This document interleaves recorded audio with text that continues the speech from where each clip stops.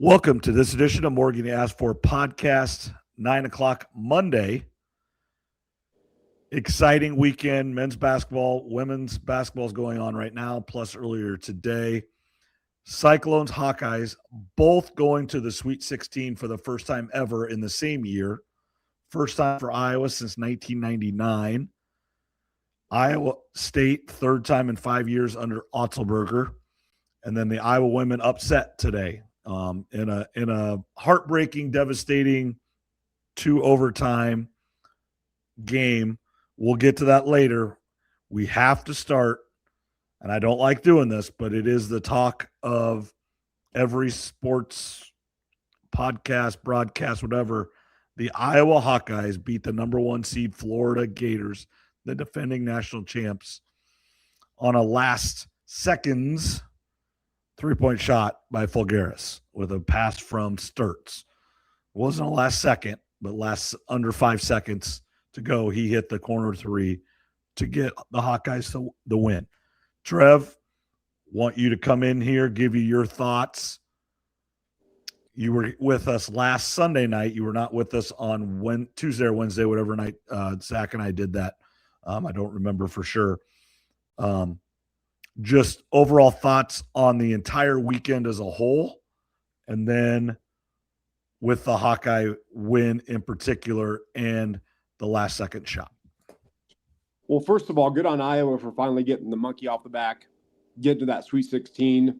I know we joked about it before the tournament started about Fran, at Penn playing Illinois. Maybe he could finally get to a Sweet 16.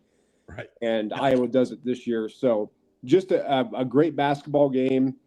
We thought there was going to be fights with the players, fights with the coaches. I mean, we got a little bit of basketball. We got a little bit of UFC. So we had the whole shebang. It was really entertaining and just an overall thing, too, before we kind of dive into Iowa. But and I listened to you and Zach last week, and I kind of agreed with you guys. But there's still enough drama in March Madness, even though with the changing landscape of NIL, there's still enough upsets and close games that it's still really enjoyable. I mean, the past 4 days have been a blast watching basketball for the men. We'll talk about women later. Right. And I 100% agree. There are no mid-majors left. The biggest, Cinderella, quote unquote, is Texas as the 11th seed. Well, Texas has more money than anybody in the country for their sports.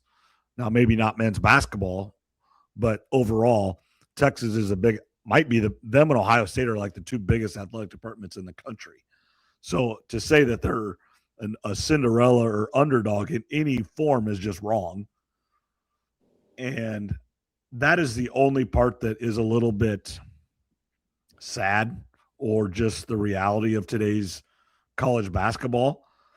But like you said, the drama, watching these games, there's lots of games that are really close until 5 minutes.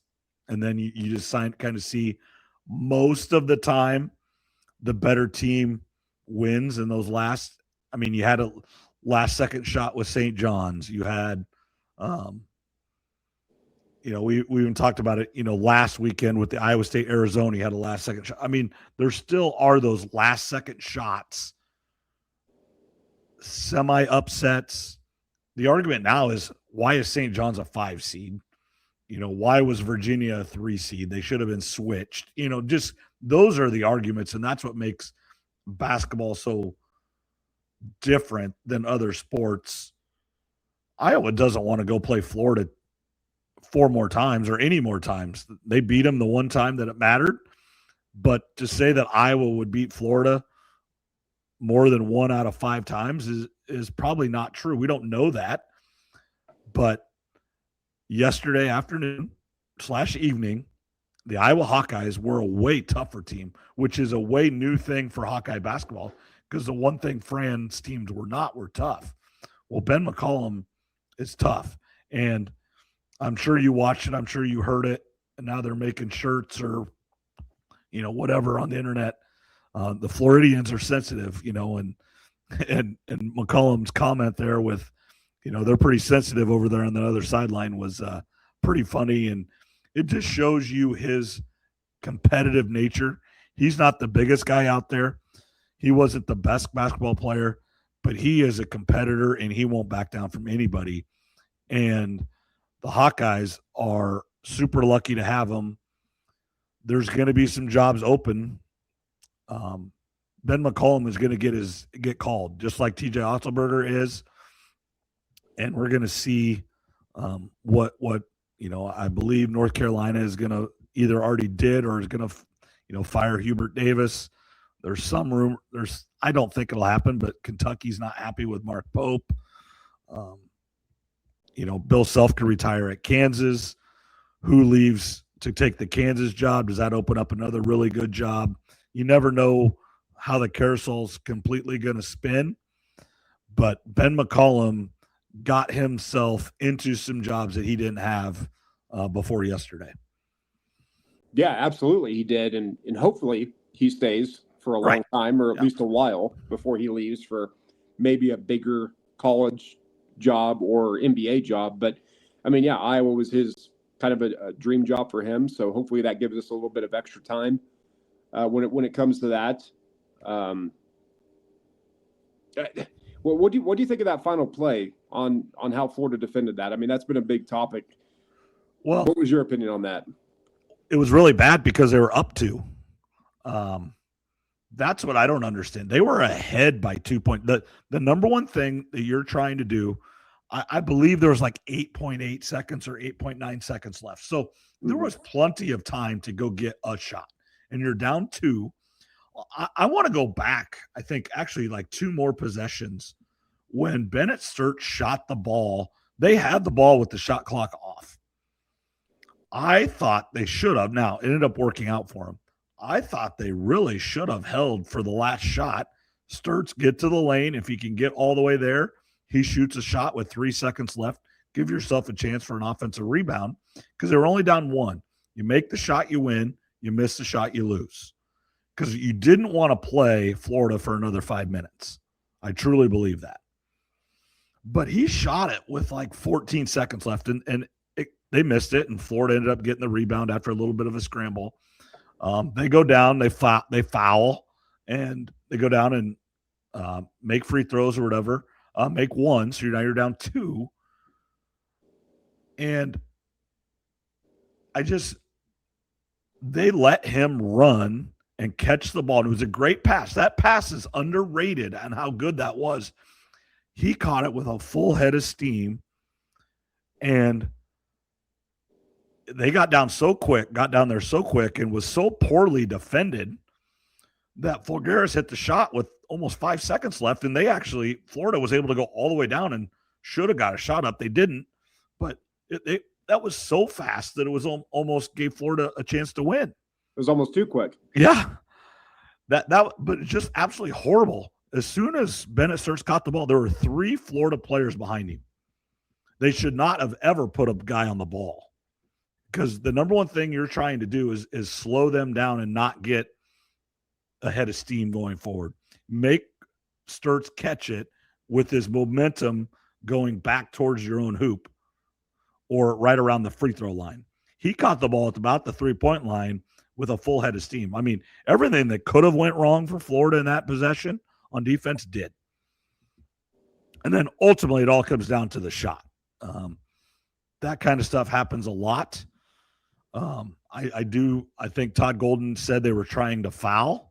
That almost even makes it worse. Yep. I mean, I don't know if I'd admit that because they never even got close to touching him to foul him. But I don't know what they were doing, and what they were doing, the execution of it was god awful. And Todd Golden got outcoached bad by Ben McCollum, and I believe North Carolina is going to come open, and he's the odds-on favorite to get that job. And I don't know. I mean, he's got really good players, and he can recruit really good players. So, which is half the battle now. If you just get the best players, you're going to win. But when it comes down to strategy in that situation, Ben McCollum made him look silly. And some of it is just experience. Todd Golden's not been a head coach for super long, and Ben McCollum's been a head coach for like 15 years. There is something to that. Todd Golden's just not that old. I remember when he played in college. I mean, it wasn't not that I remember a lot of people playing in college. I'm getting really old. I could not believe how poorly Florida played overall. Now, Iowa had a lot to do with that, and Ben McCollum's strategy had a lot to do with that. But Florida averaged 15 more rebounds than their opponent, and Iowa and Florida tied in rebounding. So essentially, Iowa out-rebounded by Florida by 15, according to average. And that Banks played one heck of a ball game. Mm-hmm. Cooper Koch, superb shots when needed. Fulgaris was the difference maker. Now I do want to talk about the fight / whatever fake punch. I do believe the officials got it right. He cocked back and he was gonna hit him, but he did not. He changed his mind at the last yes, he did. Yeah, however he did it. They showed. I was watching a podcast when I got home from work today, and they showed like the freeze frame when he was cocked back. It looked bad. I mean, it was like MMA. He's gonna punch him and he's gonna make him tap out, but he didn't. I mean, if anything, he hit his hand a little bit. What was on the ball? I mean, so when I first saw it, I'm like, oh, he's gone because it looked bad. And really good job by the officials of looking at the video, seeing what actually happened and making the call. Now, really poor job on the officials by not blowing the whistle soon enough to get the jump ball to cause the whole commotion to happen. If they had blown the whistle earlier on the jump ball, I don't think Condon would have, flipped Fulgaris to the ground, and then it wouldn't have happened at all. But yeah, it was. I don't think McCollum would have lost that fight to Golden. Let's put it that way. And Golden was pissed. There was a lot of MFers being said. Yeah, there certainly was. It was, all sorts of drama in that game. Because everybody's, outside of Florida fans, everybody was kind of rooting for an upset, right? A big one that we needed in the tournament. And you got these fights, you got these, punches or non-punches that are taking place. It was a drama-filled game, and what a super exciting way for Iowa to get back to the Sweet 16 since 1999. It wasn't just a boring fashion. It was very dramatic. Yes, and one of the big full circle great moments is Cooper Koch hit a couple huge shots, and his dad was on the last team that was on there. I remember he was on the one shining moment. I think he was the opening tip. Like, when the ball is tipped, I'm pretty sure it was him. And I think they played Duke or Kentucky, one of the big blue bloods. And I'm pretty sure JR was the opening tip man when, on the one shining moment. And that shot, it wasn't the one shining moment is going to be Fulgaris' three in the corner for the Hawkeyes. And there might be more if they keep winning, because we're going to talk about that coming up. But they have a chance, and they have a real chance to win this next game. And then if it ends up being Houston, they're in for a complete dogfight. But they've got a great chance to get the Elite Eight. It's a team you beat and then a team you lost to in overtime. So that's all you can ask for. And it's a 4 seed. Now you did the hard work in beating the 1, so this is your reward.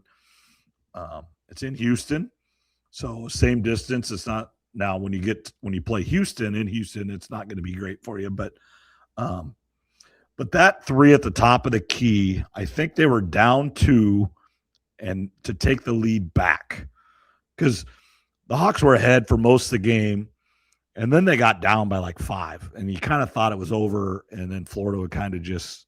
I think there was 3 or 4 minutes left, and you kind of thought, well, the Hawks gave one heck of an effort, and they just can't hang on like a lot of teams do.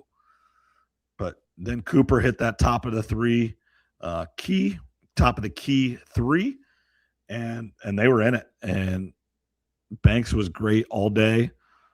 Really odd free throw percentage though for him after he was on the brink of breaking Chris Street's record, and he went like 5 for 10 yesterday, and they still won the game. So just a great game, and it's what the NCAA tournament is all about. Yes, the Hawkeyes and Florida Gators are, two power programs. Resources are right there. I think I saw today that of the teams left, the part that's reported is the Hawkeyes have the lowest payroll, which that does not surprise me. These guys came from Division II/Drake. So these guys weren't demanding a whole lot of money because they didn't have a ton of other offers. They were coming up. They weren't getting offered by Kentucky and Duke and North Carolina and Florida. And so I do believe that. Now, the best thing that happened is Ben McCollum's going to be able to go to his donors now and go to Beth Getz, the administration, and say, hey, I need more money. You give me better players. Look what I can do. And he's got one heck of an argument. And I think also he's going to be able to say is, hey, I've got other options here. What can you do for, I really don't, obviously they want to get paid their worth, but they want the commitment from the university to give them the resources they need to compete.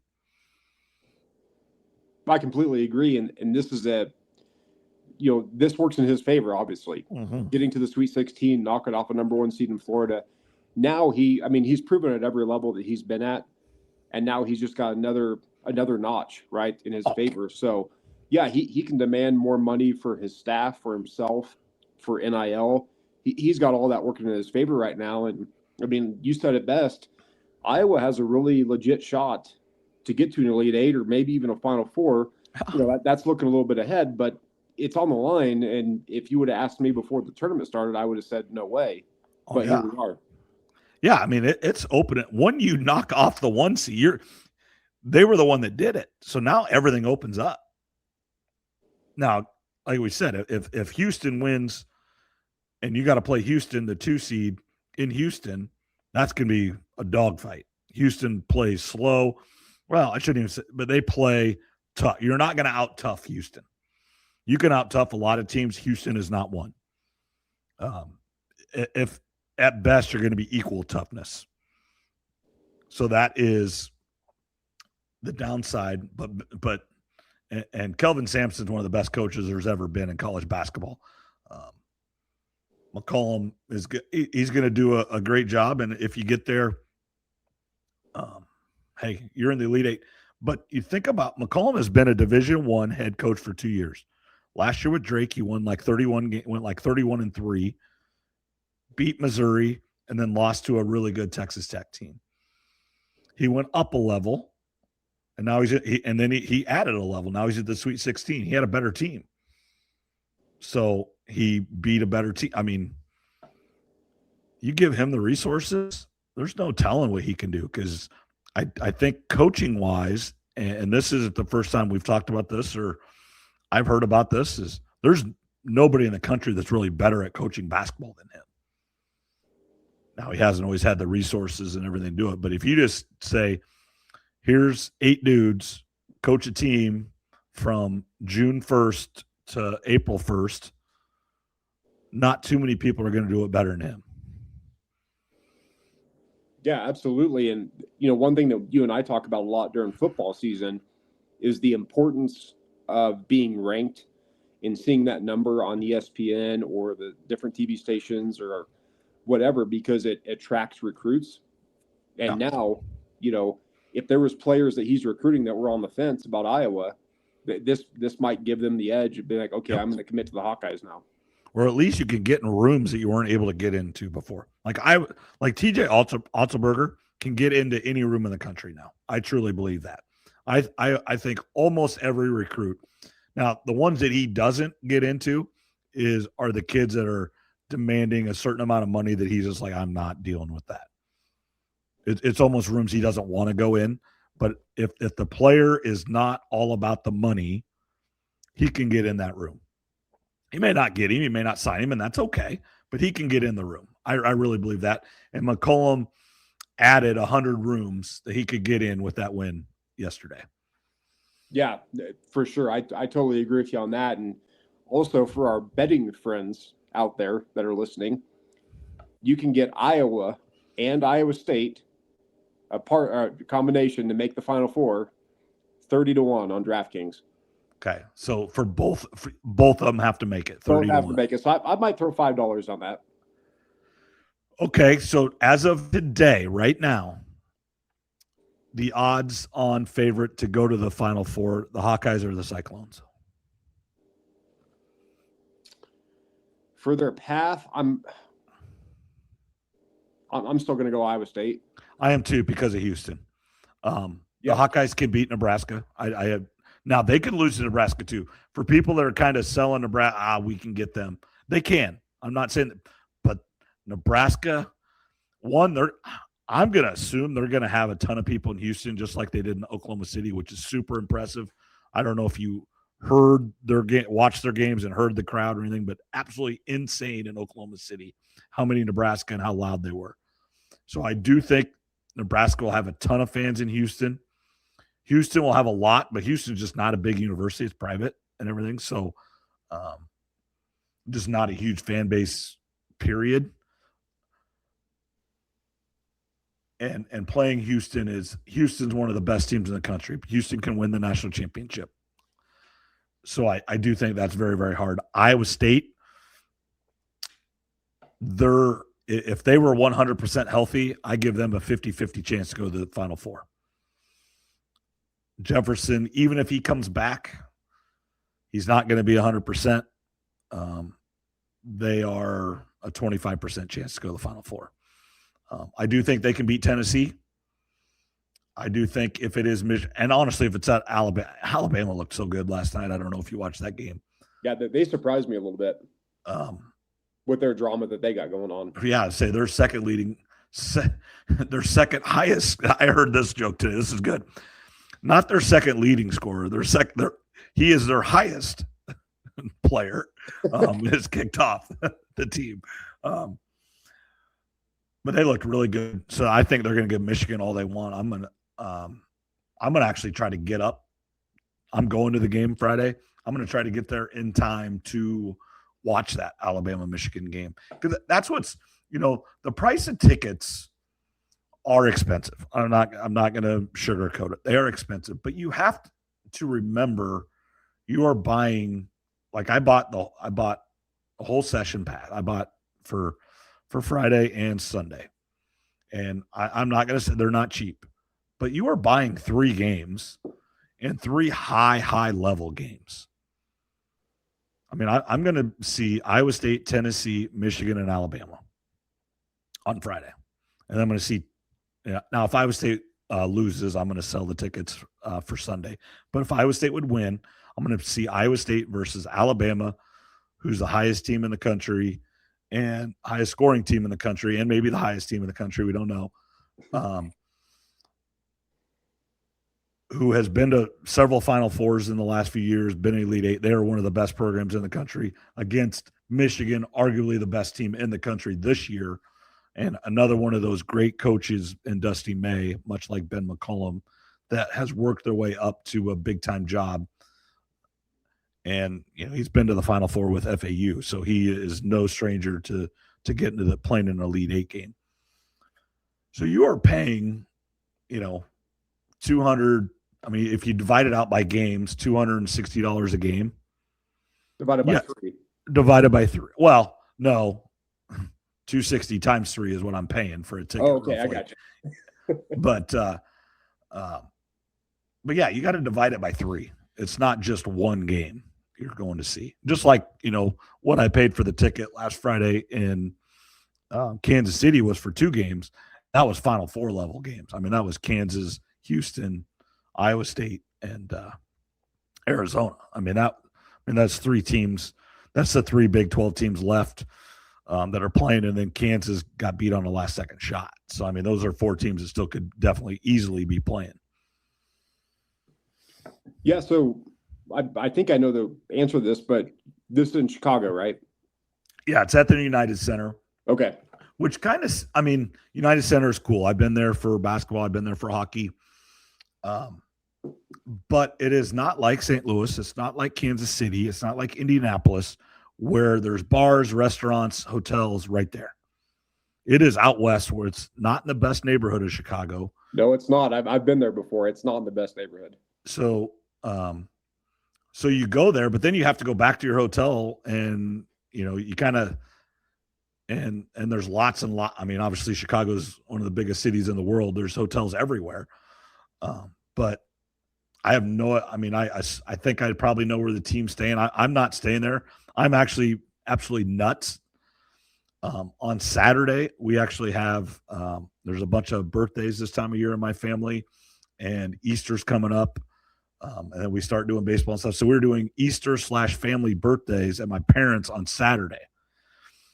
So I am actually crazy enough gonna drive back out of the city after the game, stay in a hotel about an hour outside of the city, and then get up in the morning and drive back.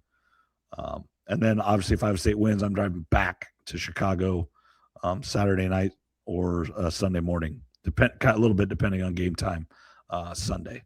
So I'm actually insane, but you just get in the car, I put on podcasts, and I go. I don't mind being in a car. It's easy. Listen, think, and you go. Same here. Yeah, see, I know you do too. I know you do too. You drive all over the West, and I do this. I mean, I drive 30 minutes every day to work. It's some people think I'm crazy for doing that. It's a way to relax too, to put music or a podcast on. Yeah, I like doing it. I mean, I've had opportunities to move to Atomo before, and I just never have. And I had a principal a long time ago. She talked to me. She goes, "You use that time," and I go, "Yeah, you do. You think about when you're going to work." You think about what you need to do for the day. For me as a teacher, I plan for the day a little bit, know what I need to get out, do. Now I'm coaching golf too, so you do a little bit of that. And then, when you drive home, you can decompress, think about, things I need to do at home or things you need to do, get ready for tomorrow.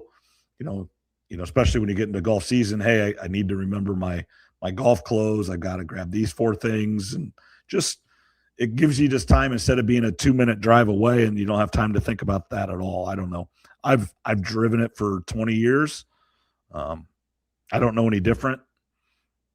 And I know you're kind of the same way, Trev. I know you'll drive all over too.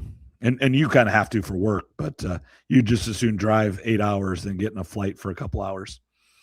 Yeah, absolutely. We're from the Midwest, so we like our driving. That's always the running joke with Midwest folks. What was I going to say? Oh, if you do stay, do you have your hotel booked already? Because I was going to tell you, my dad, brother, and I stayed out in Chicago a few years ago. We stayed at the Courtyard out by the airport. So we're going to stay in Dixon, Illinois on the way back, kind of on I-88 on the way back. Like I said, an hour back this way in the middle of nowhere, Illinois, just because we got to get back. So I'm actually not going to be staying in Chicago at all. And then, the only thing it might be is if the game is really late Sunday night, but again, same thing. We'd probably try to get back out of the city and then stay a little bit and then get up early Monday morning and come back. But hopefully of course, Iowa State gets the late games. Last year I went up to Milwaukee and we got home at like 3 a.m. Now, this one actually works out where it doesn't start till 9 o'clock because I don't have to rush around Friday. I can just go kind of whenever. From my house to the United Center is on Google Maps, it's 4 hours and 44 minutes. So be a little less than that. I'll drive a little faster in the speed limit and everything, but getting in parking and stuff. So it'll be 5 hours there. Get there, hopefully, bug out of school as quickly as I can and get up there, watch some of the Alabama-Michigan game, and then obviously cheer on the Cyclones. Yeah, no, that should be a blast. And, you and I joked before we got started here tonight, Iowa is kind of taking up all the spotlight for the big upset, and Iowa State is just kind of dominating. and feels like they're flying under the radar. Well, let's kind of just transition to Iowa State here. 2 dominant wins. They play at 9-10 Friday against Tennessee, which is a team much like Kentucky. Kentucky beat this team twice. That gives you some, you're the 2 seed. You're playing a 6 seed. You're a 4-point favorite, roughly. It's what you want.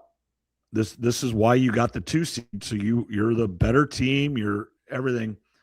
But in the first 3 minutes of the first game, your best player gets hurt and it's probably done. He hasn't been ruled out. I just don't see how he's even close to 100% on Friday yet. It looked really bad. I'll be honest. Every report that has came, it's not broke. It is just a sprain, and it's just rehab and time, and that's just what it is.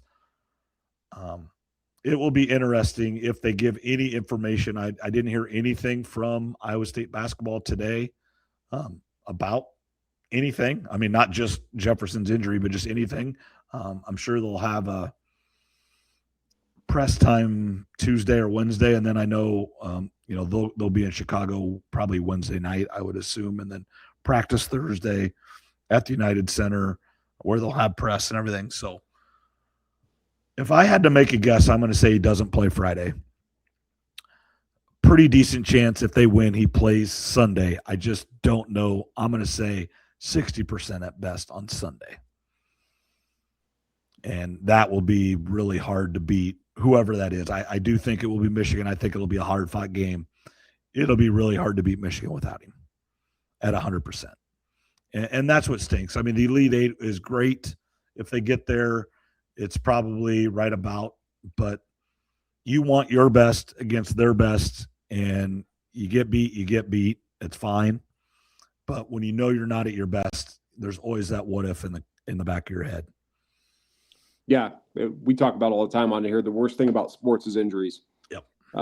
If someone's lazy or not working or just a head case, that's one thing. But injuries suck. It's the best and worst thing about sports. Just kind of looking at the stats, I mean, Iowa State averages more points on offense. They're a better defensive team point-wise than Tennessee. And like you said, this is about the best you can ask for. Yep. When you get to the Sweet 16, you're playing a 6 seed. You're 4.5 for 4-point favorite, whatever it is. Even with the injury, though, this feels like the time for Iowa State. I know we've talked about it all season. It feels like the time to take the next step and get to the Elite Eight. Yeah, and did you watch both games, Trev? Iowa State played or not? Yes.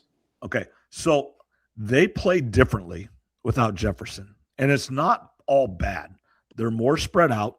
When Jefferson is in the game, you get him the ball at the top of the key, and then he tries to make a play. He drives and finishes with his strength, or he drives, everybody crashes, and he kicks out for threes, which is really good. I mean, he's All-American, first or second team, whichever one you're looking at.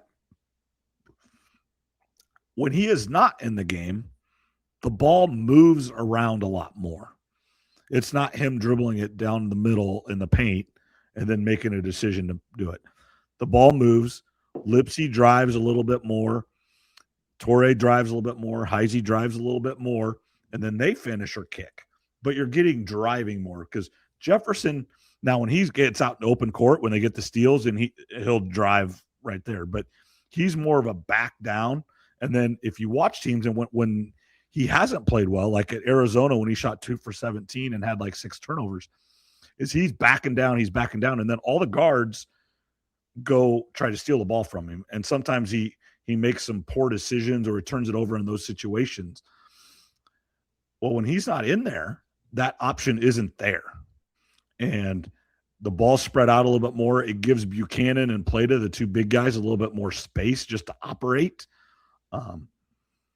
Without the second big man, because they do go small. It's essentially a 4-guard lineup. I mean, I know Milan's 6'9", but he's a guard. And as long as they can hold up defensively, which, they just play super physical. And Tennessee is a really good defense. team, and they're really long, and they've got like their point guard, I think, is a true freshman. He's a McDonald's All-American, going to be a top 10 pick. He looks like he's about 12. He looks younger than Tyler, but he's really good. But Kentucky had those guys too, and Iowa State made them look silly after the first 6 minutes. And that's where, if you watched Otzelberger's interview at like the 12-minute mark or whatever it was, the in-game one with the sideline guy, he knew that it's a 40-minute game. Kentucky's not going to make, 50% of their three-pointers throughout the entire game like they did at the start. It's just time. And then the second half, the dam blew. Now you hope they don't get down 12 again and then have to make that run. That's the only worry, is you just got to stay within 5 to 10 points. Just stay there. If you're not hitting shots. And Iowa State, missed like their first 10 3-pointers. Now you hope that doesn't happen. If they come out and hit 50% of their 3-pointers out the side, they're really hard to beat. Milan hit a couple, and then Heisey hit that one to take the lead at halftime. And I really was confident once they took that lead at halftime for as bad as they played. And I believe Tennessee is the same type of team as Kentucky. Maybe they're just a little bit more connected and together, because Barnes does a pretty good job of that, but they're just long and super skilled. So I think Iowa State has the horses to beat Tennessee. I don't know if they have the horses without Jefferson to beat Michigan. I've said it about 4 times now, but that's just my belief. Well, and something that we spoke about, and then you and Zach spoke about too, if you're going to make a run of March Madness, you're going to have at least one game, if not multiple, that are going to be close, and you're going to have to make a play at the end, kind of like Iowa State versus Florida, obviously. Yep. Iowa State's 2 games, they've kind of cruised toward the end anyway. Mm-hmm.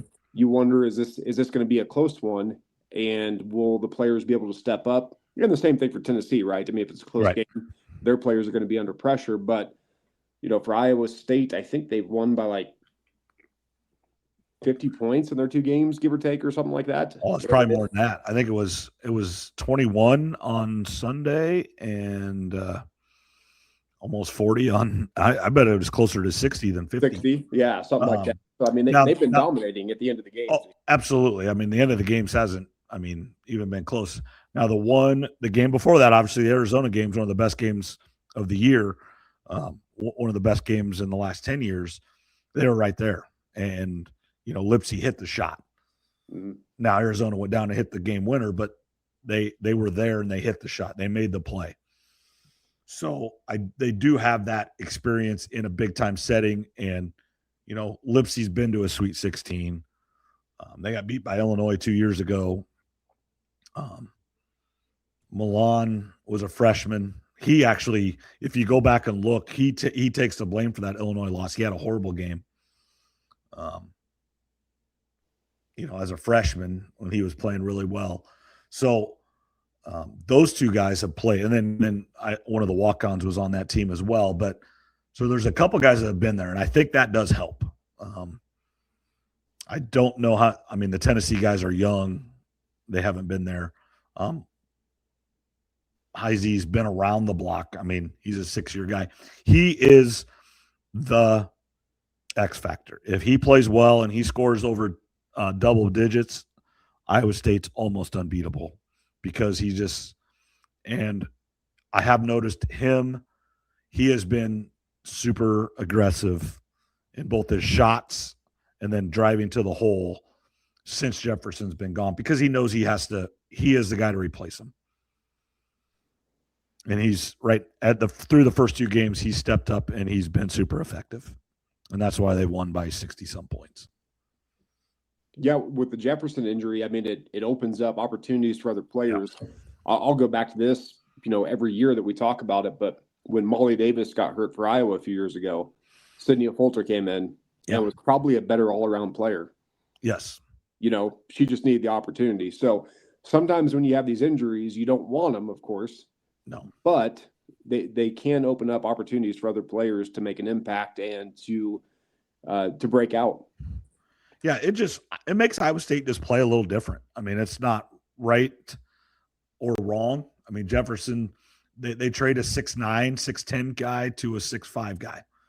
So they're not near as big, but obviously Heisey's more athletic and guard 1 through 5 better. I mean, you don't want him with the 5 very much, but on a switch, he could do it for short bursts and he can stay right with the point guard. Jefferson's going to have a tougher time with the point guard.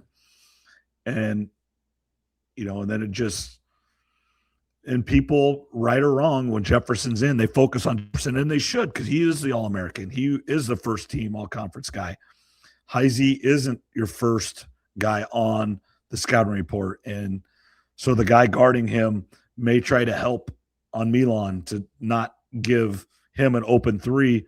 Well, Heisey backdoor cuts and gets a dunk off a good pass. Those things happen more. If Jefferson's in the game, Heisey's not, that play doesn't happen. Not good, bad, indifferent. It's just different. And sometimes it's not all bad. Now, the difference is Tennessee's going to have a week. Rick Barnes is a really good coach. He's been really successful at several places. He's going to have a good plan. Otzelberger is going to have a good plan, and they are going to know. I would be shocked almost if they don't know already if he's going to be able to play or not.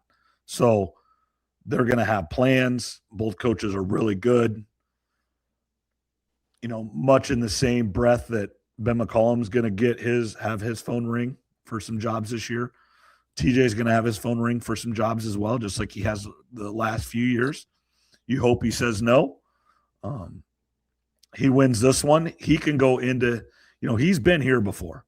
He wins this game on Friday. Hey, look what I can do with resources. I got him to the Elite 8. I was one maybe injury away to who knows what could have happened if that is in fact the case. Maybe, Jefferson comes out and he is 80%, 90%. You really can't ask for any more than 80 or 90% because that's what everybody is this time of year. Everybody's got bumps, bruises, sore. When you played basketball since October, you've sprained your ankle. Every single one of them has sprained your ankle. Now, some of them did it really early. Some of them did it recently. Some people, pain tolerance are better than others. How bad did you do it? You fell on your shoulder. You fell on your wrist. You jammed a finger. You broke a finger and taped it together. Those things happen all the time. And, and I know up at Iowa State, they've got this pool thing that they get his range of motion without you putting any weight on it.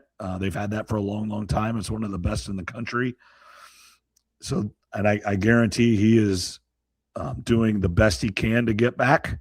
And all the trainers and doctors are doing everything they can. Like I would actually, they probably got him on a time thing where every 4 hours he's doing something. And I would almost guess they are getting up in the middle of the night or even staying at the facility, the trainers, doctors, and him to get up and do things just so it doesn't sit very long. Because the big thing is the swelling. If you can get the swelling out, you got a chance. I'm sure that thing is a deep, deep purple right now because it looked really, really bad. Is there anything worse? I mean, there is obviously, but when you're playing basketball and spraining your ankle, boy, that hurts. And I was a terrible basketball player. I wasn't any good at all, but I've sprained my ankles a couple times, and boy, I mean, that I don't care how tough you are, you sprain your ankle to bring the toughest man down the ground. Oh, it's so bad. The worst one I did, we were doing tackling drills in football, where you pick up, you form tackle the guy and you pick him up and drop him. Well, when I got dropped, just like what Jefferson, I just landed and just buckled, it was the worst thing ever. I mean, it's like I got shot and died and that thing turned black and blue and whatever colors that could ever be made in the rainbow. And I was out like 2 weeks. It was like the second day of practice of the season, just one of those, no pads, no anything, just, you're doing one step at a time and you wrap and then you just pick up the guy and then you drop him. Well, the guy, my buddy picked me up and dropped me and I essentially about broke my ankle. So uncoordinated and everything. But it's crazy. I did it a couple times in basketball and even now, I'm sure you do it. You step off a curb wrong or step off a stair wrong and you turn it just a tad and it's like, oh, Now, usually it ends up not being that bad, but for that very second, you're like, oh no. Yeah, we're getting older, Yeah. Going down steps is a dangerous business. As I said in Lord of the Rings, walking out of your house is a dangerous business. Yeah, I go the hobbits don't like leaving their house. I go to the gym and do elliptical, and every once in a while I'll accidentally almost turn my ankle, and I have to remind myself, slow down a little bit. Not a young pup anymore. So yeah, turning your ankle, nothing worse. I shouldn't say nothing worse. There's things worse, but it does suck. Yeah.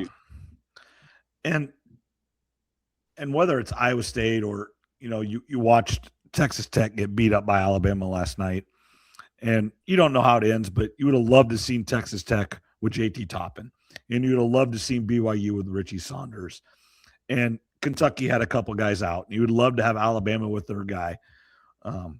You want teams to be at their best, and then let the cards fall where they may. But sometimes that's the cards.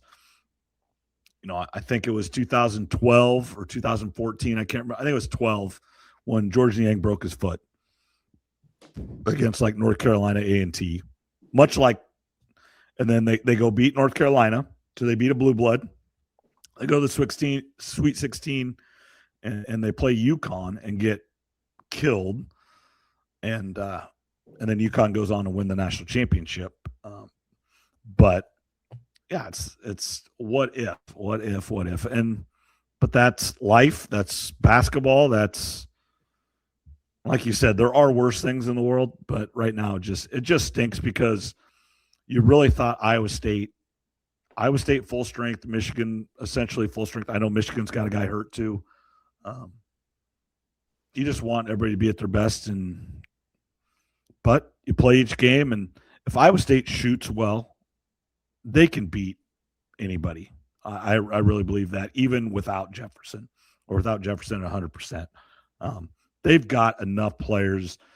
If you would get Milan another 8 for 12 like he did against Arizona, they can beat anybody. And you get Heisey and Torrey scoring 15 points each. And then you just got to battle on the boards. That you just got to keep it within. You don't have to win the rebounding battle, but you just have to battle. You just have to keep it reasonable. Well, I've got a question for you. Okay. It's unlikely, but it is possible. If Iowa State makes the national championship game and they play Iowa or Nebraska, how nervous are you going to be? Oh, it ain't good.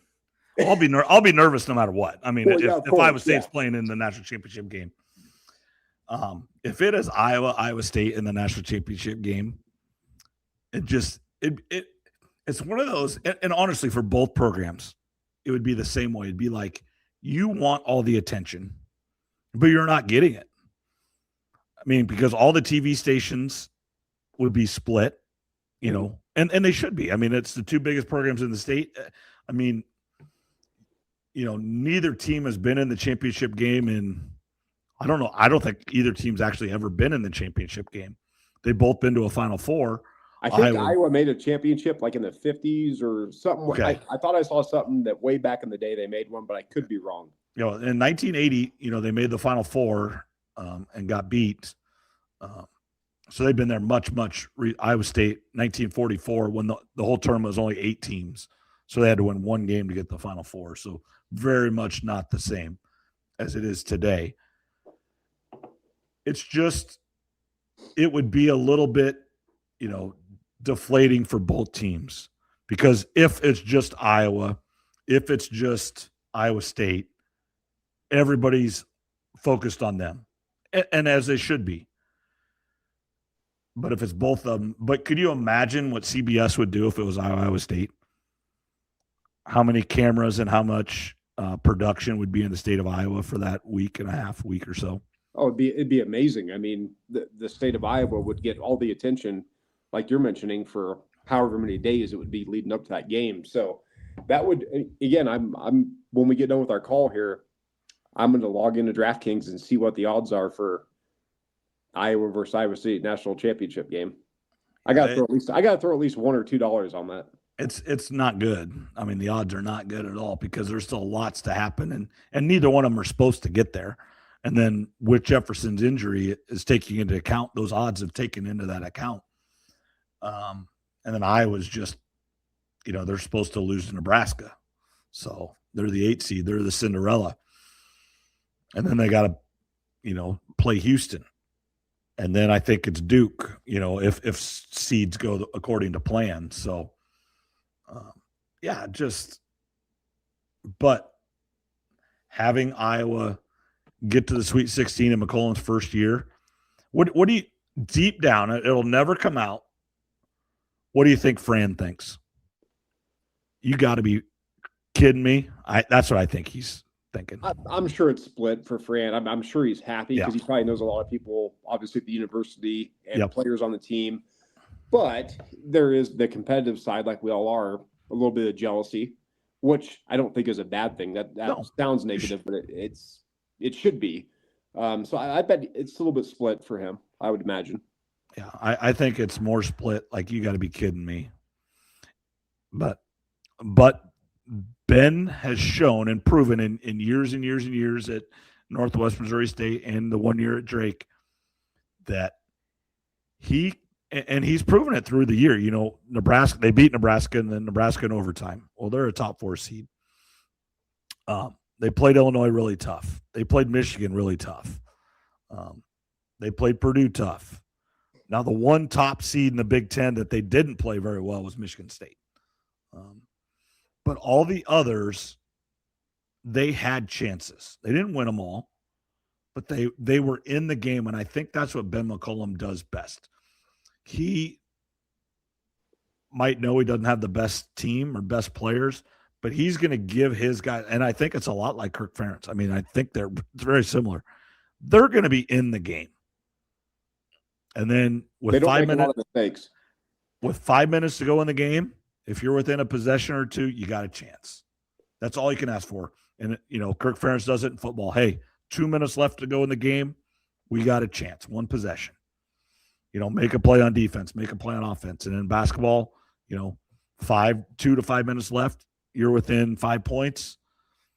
You got a shot.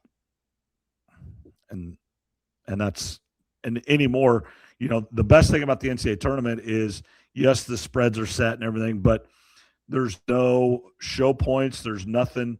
It's just win the game. No one cares if you win by 30 or you win by 1.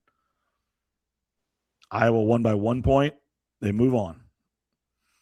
They beat Nebraska by 1 point. They move on. They win by 30. They move on, and you go right to the Houston or whoever it might be, or Illinois. Which I mean, that's going to be a heck of a game too. I mean, Houston, Illinois. You said Houston. That's my pick to win it all. But now you've got me nervous because you've kind of moved Houston into the next round. Now I might have to backtrack on my pick there. Well, you like Illinois? No, I don't. But you've said Houston's moving on a few times, so now I'm having double thoughts on that. On my pick. So you're making me rethink that one, but. No, it's awesome. I should put you through a little bit of rapid fire here if you want. I sure, I'll do it. Okay, so I'm not going in order. I'm just on ESPN.com, so I'm going top half to bottom half. Okay. Duke or St. John's? Duke, and here's a fun stat. I'll interrupt your rapid fire. It's not rapid fire. No, this is good. This is a good stat, though. I read this today.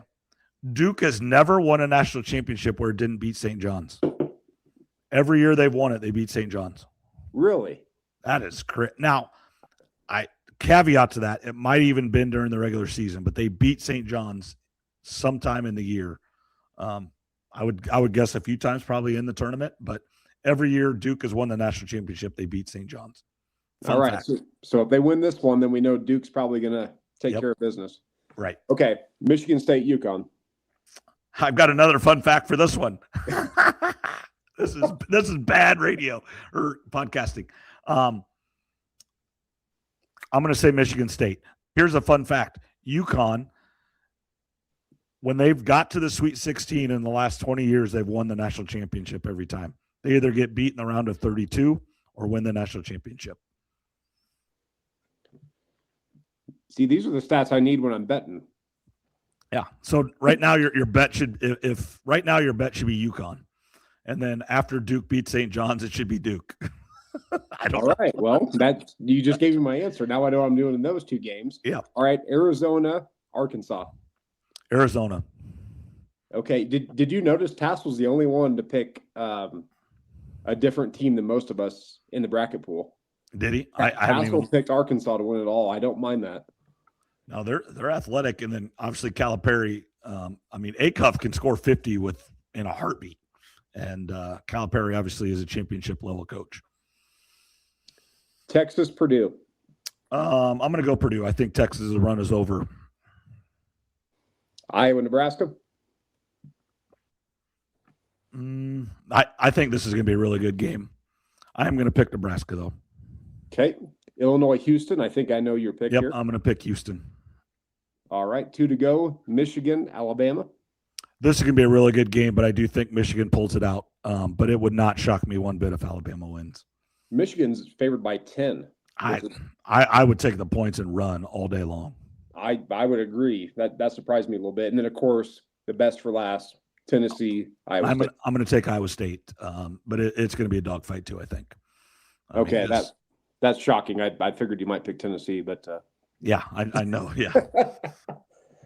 No, it's been fun. I mean, in how about Iowa, Nebraska? I mean, how about that rivalry? Both fan bases are just it's a little bit kind of like the Iowa State.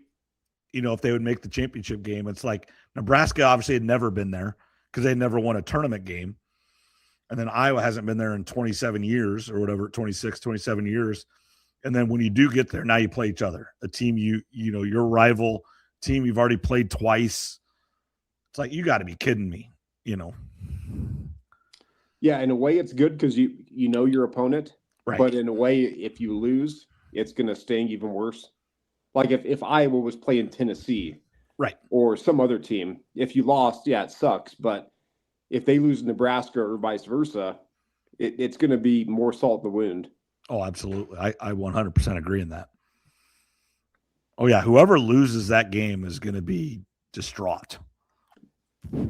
For one, you don't get to the Elite Eight. And then 2, you just lost your rival not going to the Elite Eight. A team you absolutely hate. So let's talk about another team that's not going to the Elite Eight or Sweet 16, the Iowa Hawkeye women. Yeah. Trev, you are our women's basketball expert. Now, is there something going on or somebody not playing very good? Because they barely escaped the 15 seed. And that a 15 has never won a game in the women's NCAA tournament. Why did Iowa play so bad this weekend in Iowa City? And then obviously today with their double overtime loss to Virginia. But they didn't play good on Saturday either. No, they didn't. And they missed a lot of shots. Kylie Feuerbach, Chit Chat Wright, Hannah Stolke. They had a lot of shots in the second half that I was pleased with. I was happy with the shot selection. The ball just didn't go through the hoop. And we've talked about that before. That's the beauty and the worst thing about March Madness in both the men's and women's tournament is it's not a best of 3 or 5 or 7. So if you're shooting well, which Virginia did, they outplayed Iowa. You move on, and this is one of the youngest Iowa teams that we've had in a long time on the women's side. So yeah, it's pretty disappointing. I really thought they had a good chance to get to a Sweet 16, maybe in the Elite 8, depending on the matchup. But you don't hit your shots, and it's season over and career over for Kylie and Hannah Stolke and McCabe. Yeah, obviously McCabe's injury didn't help things. Now you are much more intact in this. Addie Deal didn't play very much until a couple foul outs. I assume she's going to transfer. She didn't play a whole lot this year. You got to assume she's going to leave, don't you think? No, I don't. Her brother plays at Grinnell. Her family moved to Iowa. Okay, that changes. That doesn't mean she can't, of course. Right. But my guess is she stays. She had a very terrible shooting game tonight. Yeah, it wasn't going to change it, but she airballed one, and one was way short right towards the end of the game where if she made one of them, They might have had still a chance, not likely, but they were both really bad. Yeah, and before the end too, she had a couple of really bad shots previous to that. So she's faded as the season's going on, which is a little bit disappointing. I'm not ready to give up on her by any means. She's just a freshman, so right. She can get better, obviously. Like I said, Chit Chat didn't have her best night shooting, even though I liked her shot selection. I thought she made smart decisions. Kylie Feuerbach, probably a textbook defensive player, one of the best defensive players I've seen in the women's game. And she's a three-point shooter, but she's sloppy with the ball. Like, she cannot handle the basketball. Right. And there was a couple times coming down toward the end of the game where she was bringing it down the court, and I'm like, yeah, no, this should not happen. I mean, I love Kylie Feuerbach, but she should not be bringing the ball down the court. That should be in Chit Chat's hands or Strimlow or Addie Deal. So, yeah, kind of a tough way for the Iowa women to end their season. Lost me a big parlay. I had a 7-team parlay. Oh boy! In the women's, and I went 6 out of 7 to get to the Sweet 16, and the one team that cost me, the old Iowa Hawkeyes. So the men are celebrating and the women are hurting. Right, and that's what stinks is, Stolke had a great career. There's some parts of her game that she isn't great at, shooting, things like that. But the part she is great at, she is phenomenal. Just athlete, rebounding, defense. And, she's got the second most points in a single game. At one point she had the most, and then like the next game, Caitlin passed her or whatever it was. But, she played in two Final Fours, 2 championship games. Because Feuerbach didn't play in that first one, right? Because she was still at Iowa State. I forget now. I'd have to go back and double check that. Yeah, that's a good question. That's a good trivia question right there. Because Feuerbach played at Iowa State her freshman year and then transferred to Iowa. So, great career. This is truly the end of the Caitlin Clark era. No more players played with Caitlin. Kind of a tough scene there today. I didn't see the crowd for sure, but, when you bought your tickets thinking that you would be able to go to 2, obviously Saturday doesn't matter when it is, but you were hoping Monday night would be a night game so you could go to it. A lot of people had to go to work today. 1:00 starts, a little bit of tough break there for the Hawk fans. A little bit surprised, and I know the NCAA tournament is a little different, but just like, the Iowa football team says no games on Friday because of the hospital, I'm a little surprised they were able to do that game today at 1:00. Now, a lot of difference between 75,000, 80,000 people and 14,000 people. I do understand that. But a little surprised they did that today at 1:00 with the hospital right there.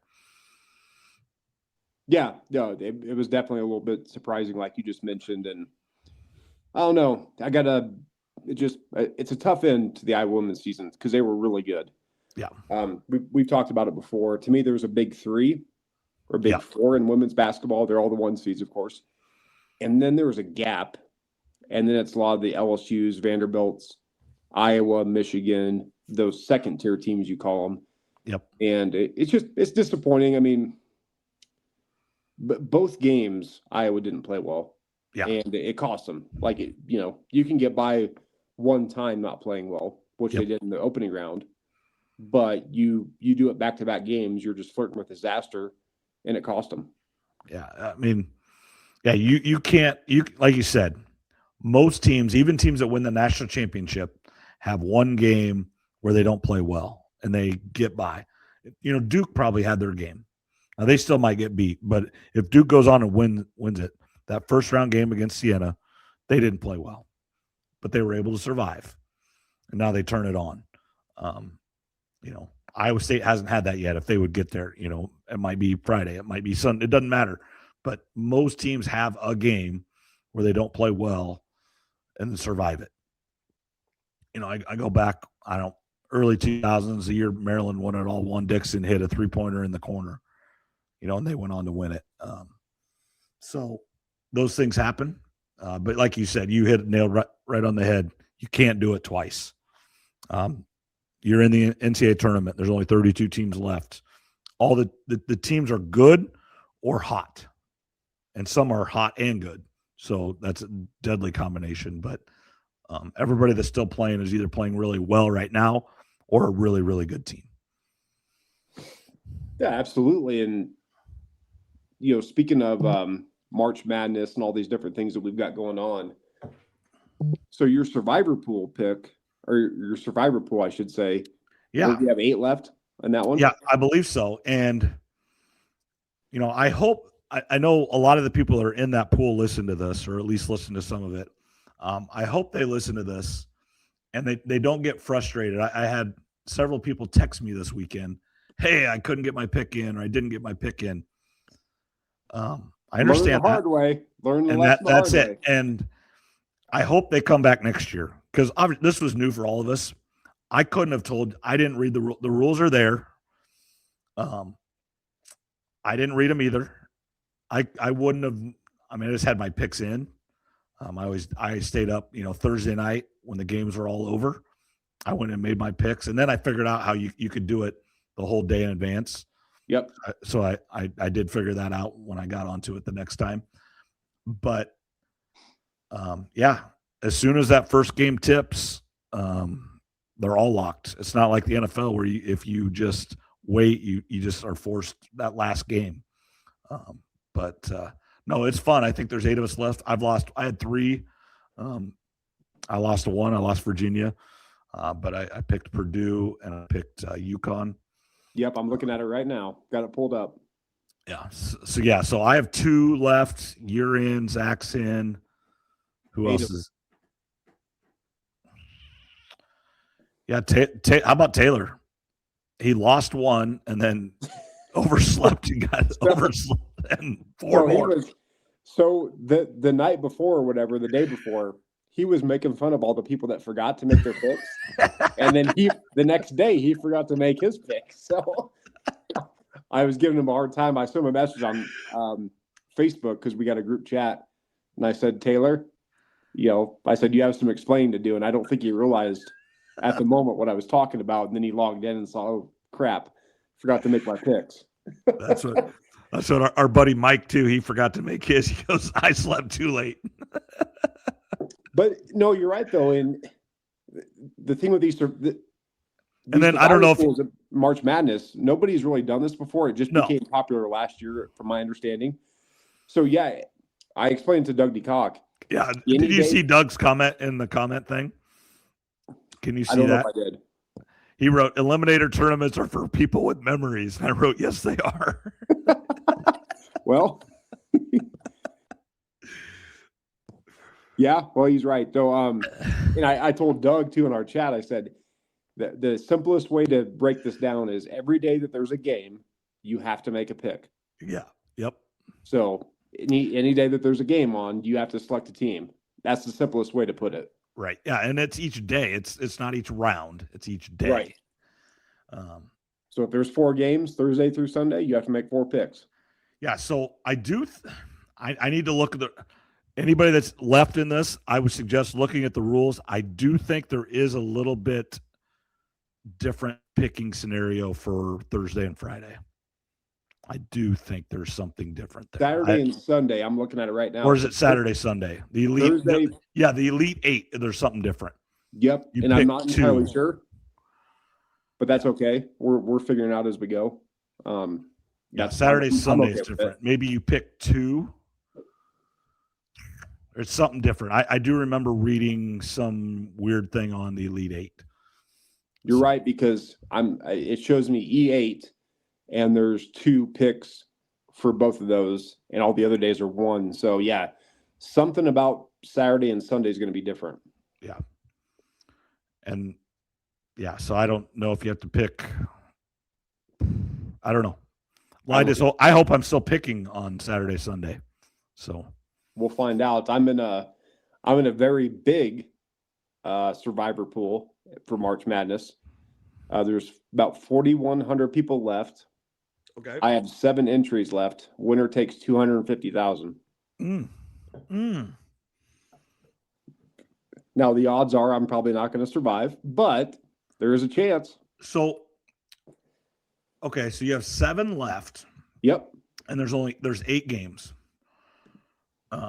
Correct. Are you going to pick one each, or are you going to go double up? Well, so I think I get what you're saying, because there's some games where I could pick Iowa and Nebraska. Yeah, I'd say So, do you have some where you can pick? I'm sure you have Iowa and Nebraska left, so you can pick both of them. So you're guaranteed to go on with one. Right. So you're guaranteed to lose one, but guaranteed to stay alive. Yes, I have those options. Okay, that's good. If it was less people, I would probably do that. But with there still being 4,100 people left, I think I got to just take my chances. Do you have to make the picks before the first game? Because Iowa's the second game to tip, I guess. So you won't know because they are the second game. So there won't be any games done before Iowa tips off. Good question. I should know this. I think you have to make the picks before. I think you. Before. I mean, yeah. Because at least that's what I've done all week anyway. Yeah. So, but I'm just saying, I'm just going through my head trying to figure out how to help the best scenario. But that game before them isn't going to be done. It's only like 20 minutes ahead. Right. No, these survivor pools are fun though. Like I said, when we did this about a month ago, I thought it would be easy. It sounded very simple. And as people in your pool are finding out, it's not very simple. Well, I think it's not as right now I think it's not too hard to get to now. Is what it is. I'm glad but there's only been like 5 teams that have actually lost. Most of the people that are eliminated didn't make their picks. Yeah, this one, for example, one of my picks, I've already used Houston, so okay. I can't use them. Right. So I have to use Texas, Purdue, Iowa, Nebraska, Arkansas, Arizona, or I could take my chances and pick Illinois. I mean, that's right. 1 of 7, though. So yeah. It does, like you said, it gets way harder once we get to this point. Oh, so if you've already picked Houston and do you have every other team left? I don't know. Well, yeah, because each one's different. I understand. Yeah, I understand what you're saying. Like some of them I already picked Illinois, and another one I haven't. So I mean, I've tried to pick different teams. So I have, in one of my eliminators I've already used Purdue. One of mine I already used Illinois. One of them I used UConn already. So I mean, but they're different. So I've got to do some studying this week too, and trying to figure out because. The worst thing would be get to the final game and not have a team left. That might happen. I think that's going to happen. It will. That's why this is not as easy as it sounds. Unless there's upsets, then you might. Like if Iowa would get there, teams would have Iowa left. I'm pretty sure. Yeah, and Nebraska too. Iowa, right. Nebraska. Yep. Because they would. Yep. Whoever wins this one, they would. The only way they wouldn't is if they really think Nebraska is going to win this game, and then they would go with them this time. But no, these are fun. I enjoy it. I'm glad you put it together. Yeah, and I'm planning on doing it. I text the guys that text me that, hey, I didn't make my pick. Can I still do it? I'm like, sorry, man. ESPN handles all that, and yep, take it up with ESPN. I said we're going to try it again next year. I hope you join next year too. So, yeah, to me, it doesn't bother me. I know some people get kind of worked up over that stuff, but the rules are the rules. I mean, It's a learning experience for all of us because none of us. And so I'd never done I mean, obviously I've done NFL ones, but I've never done a college one. So, okay, well, all right. I think that's pretty good for tonight. Hopefully, who would have thought, before the season, what would the odds have been for Iowa State, and Nebraska to be in the Sweet 16? Not good. I mean, obviously Iowa State was expected to be here. I mean, I truly believe, they are one of the best 16 teams. I think they're probably one of the best 8 teams in the country. I think they need to win one more. But Iowa, Nebraska, definitely not. Now, Nebraska started 20-0. I think they got to about number 3 or 4 in the country and stayed there. Relatively a long time, earned a top 4 seed. Was Fred's been there before. He took Iowa State to the Sweet 16, so this isn't his first time there. So I do think that helps. and his staff. He's got Doc Sadler on the staff. He's got a lot of those Iowa State guys that were with him. So they have been there before. I do think that helps Nebraska. Ben's never been there. Josh Sash is one of his top assistants, hasn't been there. I don't know his other guys on his staff if they've been there or not, but one of his top assistants and him, they've not. And they're overall new to Power 4 basketball. Fred's been the head coach of the Bulls, the Cyclones in Nebraska. He's been at the top. No, definitely that experience is going to help. I mean, there's you can't go wrong with the experience. And just one last thing before we get off tonight, and I know we talked about this a couple times already, but man, the past few weeks and the next few weeks for sports, it's been awesome. World Baseball Classic, the Masters coming up, the draft. Like, sports is in a good spot right now, in my opinion. Well, and then it's the only thing that makes money that's live. Sitcoms don't do it anymore, or like that. Actually, people sit down and watch on the time. Like if you want to watch, they've been promoting it, and I like Yellowstone. I haven't watched any of these yet, but the new Marshall show, kind of the Yellowstone spinoff that's been advertised. Dutton Ranch just put out a trailer today. Did they? So, but like that, but that show, I don't even know what time it's on. Like, and I would go to Paramount Plus. I'd click on it. Most of the time, whatever day it's on, the next morning, it's just watch it whenever. And that's probably what I would do. But I remember, Thursday night Cheers was on, or Friends, or Seinfeld, or whatever. It didn't matter. The shows you wanted to watch, you had to, whether it was 8 o'clock or 7 o'clock or 7:30, whatever time it was on, you had to be there to watch it. And you just don't have to do that now unless you're talking a sporting event. 100%. Yeah. I mean, any of the TV shows, like you said, you can record them. You can go back and watch them. I don't even know if you can record stuff nowadays. I could be way behind the times. I could be something that was 2008-ish. Yeah. But, all these shows, you can go back and watch them on their networks that they're on, or Netflix, Amazon, whatever it is. Yep. But you are right, though. Sports is the one thing you have to watch in real time. Yeah. And unless you shut yourself off from society, like that Iowa game, if you turn on your phone at all, you would have saw they won. If you are a sports person at all. As soon as you turn on the TV, you turn on ESPN, scrolling across the bottom, it would have been Iowa upsets Florida, or however it said it on the ticker at the bottom. And a lot of people have settings on their phone that give you, like ESPN, news highlights. Well, it would have been that on that. So you can't, unless you're watching it live, or you turn everything off and you want to watch it later. Sports is the last thing you have to do right away. Yep. Sports there's nothing better than sports. I mean, this is what we do our podcast for every week. And hey, how about it? Iowa and Iowa State, Elite Eight. Absolutely. They both, Iowa State's a 4-point favorite, 4.5-point favorite, and Iowa's a 2.5-point dog, but hey, that's one shot. That's Price Sanford for 3 with 3 seconds left. That's, Falgaris hit it again. It Sturts, like they said, Sturts went 0 for 9 from 3-point line. He hits 2 of them.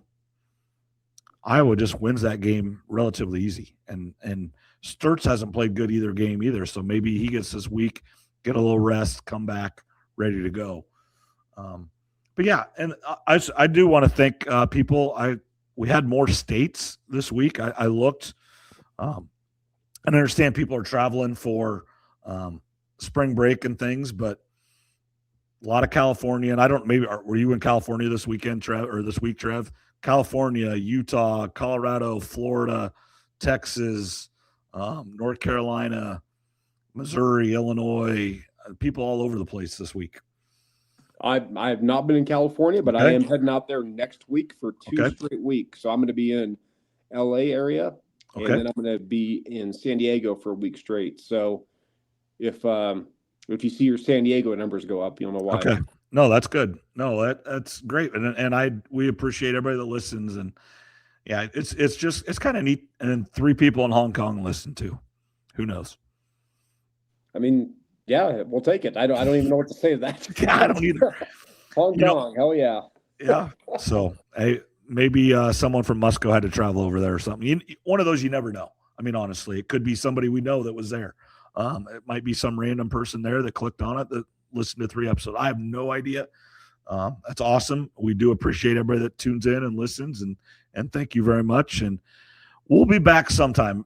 Plan on next week. But if things go haywire this weekend or really awesome and neat, we may jump on. So, we'll probably see you next week, but we'll see. Yep. Nope. I should be available if there's any crazy upsets this weekend or whatever happens. Maybe we can jump on a quick one. But no, this is great. Iowa and Iowa State both alive. I mean, it's exciting. Yep, absolutely. Have a fun Thursday and Friday night. So enjoy it, Hawkeyes and Cyclone fans. And this is one of the best times of year. Enjoy it. Hang out with people you care about and enjoy those times together and cheer on your favorite team. Have a good one.